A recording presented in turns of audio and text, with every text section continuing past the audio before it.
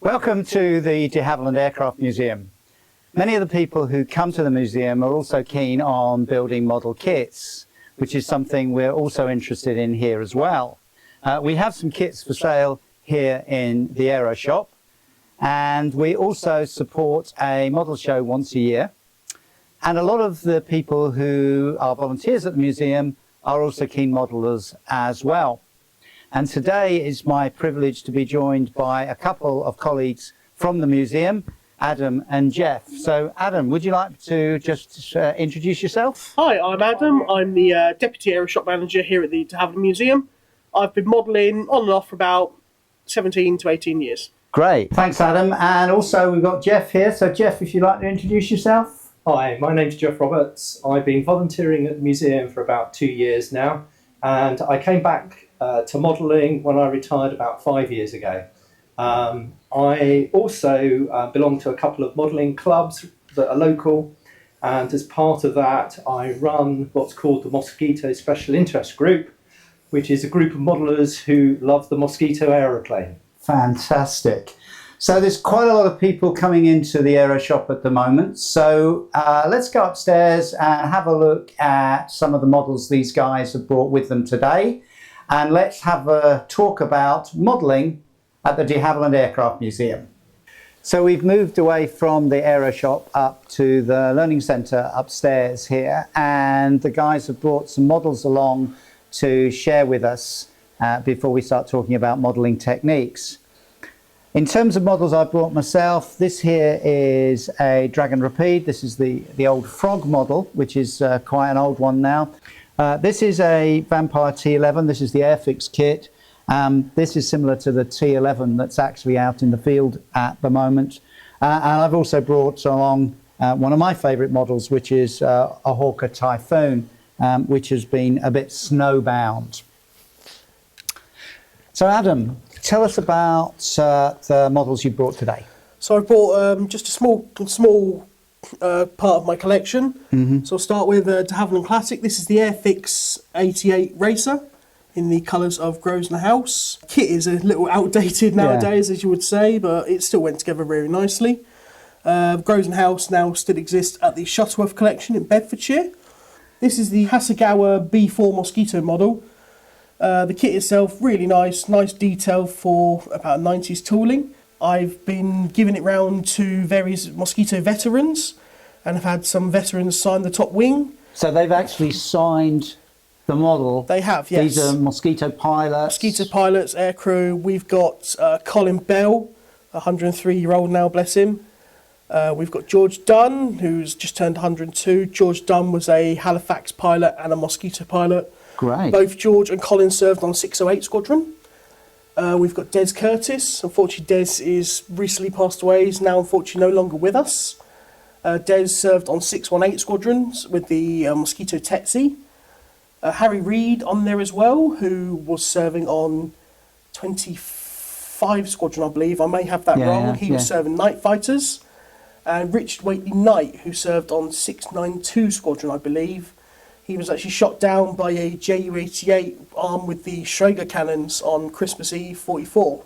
Wow, so that's a fantastic model, brilliantly made, but also a memorable model because of all the signatures as well. Exactly that. Nice. It'll stand as a little note to when those gentlemen are unfortunately long gone. Right. And this is one of my favourites here. This is a B-17F. This is the Revel kit. Fantastic model, highly detailed. This is the Ye Olde Pub. Now, Ye Olde Pub has quite an interesting story. She was over Germany bombing the Focke-Wulf plant in 20th December 43. She was damaged by flak and fighters. Unfortunately, the crew were heavily wounded. They dropped out of formation and dropped low over territory so the crew could breathe again. Right. And so they could start limping home. They flew nearby a German airfield where a pilot named Franz Stigler took off to intercept the bomber. Upon reaching the bomber, he saw how badly wounded the crew were, how badly damaged the aircraft was. He tried to signal the crew by flying alongside them. The crew were very hesitant to listen to him. He tried to get them to land and started pointing towards Sweden to try and get them to divert and land. They were very hesitant and continued on to England. So Stigler moved himself into a escort formation, and he escorted the bomber back over to the coast. So Wow. anti-aircraft fire wouldn't shoot at it. The crew made it back to England. After the war, the pilot, Charlie Brown, started to put out details, try and find the pilot. He ended up getting a letter from Stigler, who said he was the pilot that escorted him. They became very good friends and various reunions, and unfortunately, they were good friends up until when they both passed away. That's a fantastic story. It's great to have models with a bit of a backstory to it as well, and the detailing that you've been able to put into this model. That's absolutely amazing. Thank you. Thanks, Adam. Thank you. Fantastic. Great. So, Jeff, you've brought along a couple of Mosquitos. So would you like to talk through what you've got here? Yes.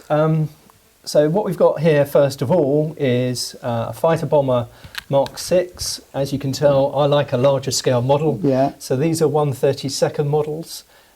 This fighter bomber Mark 6 is very similar to the one that actually we have downstairs at the museum on display, and indeed was rolled out most recently this weekend. Yeah. So everyone could take a very close look at all the restoration that's taken place.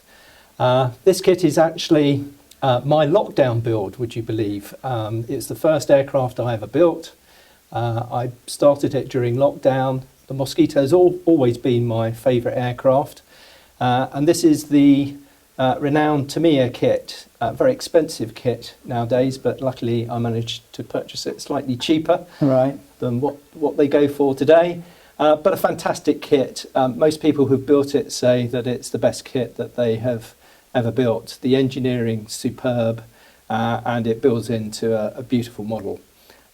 You also have the ability to do things like open up the cowlings so you can see the Merlins, open up the side door to the cockpit, etc. And the other model here is actually a very old tooling. So this is from, I think, the 1980s Revell tooling originally. As I said earlier, I started the Mosquito SIG because of my love of the Mosquito aircraft, and I thought that actually building a model replica of the prototype that we have downstairs in the museum would be a very nice piece to have on the SIG display.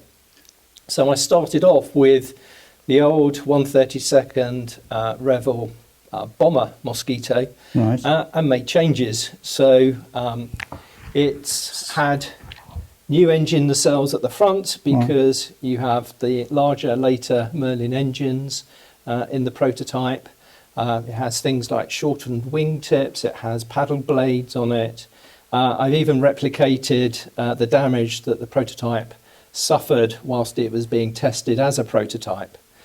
It's painted as our prototype now appears following the restoration, with the sort of traditional dark green, dark earth on the top and the prototype yellow underneath. So this is a complete miniature of what we have downstairs in the museum that people can see in the first hangar. Almost.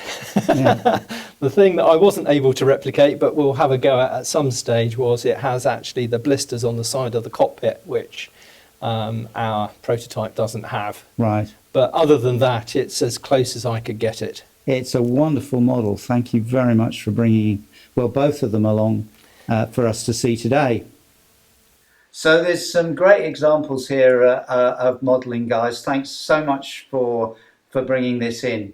So what's the real attraction of modelling for you? What's the best thing in your opinion? Best thing in my opinion, I've noticed this as we've gone into the social media age. What I've found to be the best thing about modelling nowadays is the camaraderie that comes on it. You talk to other modellers, you give each other feedback, you give each other good points, bad points, and the whole camaraderie, bringing new modellers in, is really what I think makes this hobby great nowadays. I agree with you. I think it's a very encouraging environment, isn't it? It is, yes. Yeah. I'd certainly agree with Adam, and I would encourage anyone who's interested in the hobby to join a club. There are plenty of local clubs around the country, and it's great to meet the people there. And as Adam says, lots of people, the people there have got lots of ways of helping if you're new to the hobby. Yeah. There are drawbacks. Getting the time is one for me. I don't always have that. Any sort of major drawbacks, things you don't like about the hobby? I think the thing that I don't like about the hobby is when things don't go right. Yeah. When The kit ends up in the bin. I've never put in a kit in the bin just yet, but you spend a long time, obviously, when I do researching, because that's one of the things that I enjoy. So, you know, deciding what you're going to build, and we've heard Adam's story about his B-17 and the research he did on that. I like the process as well. I think it's good, particularly if you want something to take your mind off the rest of the world, then it's a fantastic hobby for that. But then when things go wrong, you know, if you're masking something up and it all goes pear-shaped, then that can get a bit frustrating. Yeah, it's fair enough. He's just not one of my pet peeves on the head, which is masking. Yeah. So this is a pain to mask. A couple of these have been a real pain to mask. Masking is not one I'm a fan of. Right. I can't really think of much else not to really like about the hobby. It's as we point out, it's generally a great hobby. It takes your mind off things. Yeah. It goes into a lot of mental health things nowadays. A lot of people use it to escape mental health. I can't really pinpoint something I don't like about the hobby. I mean, one of the things that I've noticed is the extent to which you can do research these days in a way that you never could in years gone by. When I first started as a kid modelling, I mean, you know, there were just a couple of books you could get hold of. Nowadays, there's so much information on the internet. There's so many books and things out there that research is just so different. So that sort of thing. So, Jeff, one of the things you mentioned earlier on that's that you love 1/32 scale. I tend to sort of stick with 72 because that's what I was brought up with. You've got a combination of different scales. Any particular scale you'd advise for someone just starting, or do you stick with one scale or just stick with one aircraft? For starting a hobby, I would generally recommend 172 scale. Right. For example, fighters, as you've got your beautiful Typhoon there, it's a great scale to start with. If you do get into the bigger stuff like bombers, heavy bombers, it's still a very good scale. It's a space thing for me personally. I was brought up on 72 as well, but I do it for space. It's a space thing for me. But I do have a couple of other scales. It's nice to go for smaller subjects like fighters, like bombers. It's nice to go into bigger scales for detail, as Jeff's beautifully detailed Mosquitoes there. Detail can be a big thing as well. And Jeff, you started on 32 scale. I did start with a 32 scale. That's a bit ambitious. Which is a bit ambitious, I think. And maybe that's partly because when I was growing up and was a modeller when at school, I had for one Christmas a 1/24 scale Mustang from Airfix. Wow. So maybe it was that set me on that route. But I agree with Adam. I think if you're starting off in the hobby, then 1/72 is probably the best place to start. Okay. So finishing of models, in the old days as kids, we made the model. We didn't even bother to paint it sometimes. Some of the paint schemes you guys have come up with today are brilliant. Airbrush, paintbrush. What's your impression? What's your preference, Adam? Paintbrush for me. Yeah. Personally, this is probably going to get me in trouble with a lot of airbrushes. I'm one that not finding it a chore, but I'm a very impatient person. Right. I don't think I've got the patience for airbrushing. I've tried airbrushing. There's a couple of things I've not quite picked up on. I've always generally hand brushed, and I feel, without tooting my own horn, I feel with a bit of patience, virtue, you can achieve a very good result with hand brushing. I'm now stepping into weathering, using things like pencil dust and pencil grit to weather. Right. Nothing here per se, but that's what I'm slowly stepping into. Well, the finish you've done on the B-17, for example, that I never realised that was a hand paintbrush. Thank you. Brush job. So that's great, Jeff. I'm afraid I'm on the other camp, which is airbrushing. But looking at Adam's finish, I mean, that's a fantastic finish with the paintbrush. I don't think I would have the patience to be able to do that. I have airbrushed really from the beginning of my return to the hobby. I am a bit of an impatient impatient modeler like Adam, so I've been through a series of different paints because of that. So I like things that dry very quickly, Right. And then are hard wearing. So I've gone down the lacquer paint route, Okay. and that's where I am currently. Okay. So I'm going to ask this question, and I think I know the answer to it. Favorite aircraft to model? The Mosquito. The Mosquito. Without a doubt. And I'm going to be fairly soon starting another 132nd Right. Mosquito. I'm going to try and make sure that we've got a bomber version of the Mosquito to have on the Mosquito 6. So that's my next Right. So next task. that's your current model, is that? Not quite current, but it certainly made its way from the stash out to the front of the modelling desk. Great. So Adam, favorite modelling subject, and what are you working on at the moment or I've next? got to be biased and say favourite model building at the moment is, I agree with Jeff, it is the Mosquito. It's my favourite subject do. I would have brought a couple more with me today. I've just finished a 172nd PR-34 Mosquito, which was a late reconnaissance aircraft. There was actually a thank you to Jeff here, who gave me my first resin conversion set to build. Right. So I used that on the current Airfix 16 kit, and it turned out really well. Well done. Sorry, would you repeat the second half of the question? No. So the other question was, what are you working on now? I'm currently working on a 148 scale, big one. Right. I'm working on a C-47. Right. Which I'm converting. It's the Vietnam era. I'm converting it back into an airliner. I'm doing that with somebody on social media. I can't talk about that at the moment. That'll be all revealed later. Yeah. And my other current build on the go is actually, should have been done quite some time ago, was the second half to this. So I'm currently in the process of building Franz Stigler's BF-109G, which will pair up with the old pub afterwards. Fantastic.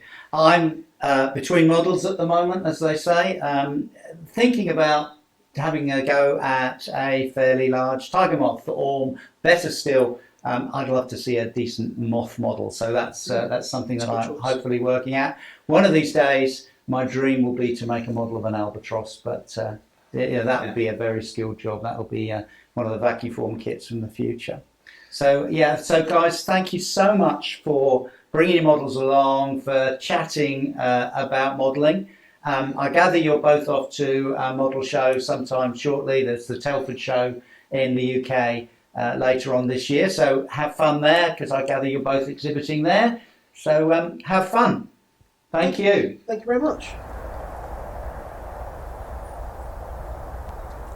We hope you've enjoyed this video and the discussions we've had about modelling. If you're not into modelling yourself, do consider taking it up. We can sell you some kits here, some basic kits to get you started. And there's always people in clubs that are willing to give you some advice and help. If you enjoyed this video, do like and subscribe. Follow us on social media. Check out our website for opening times. Come in and visit us sometime. See you at the museum.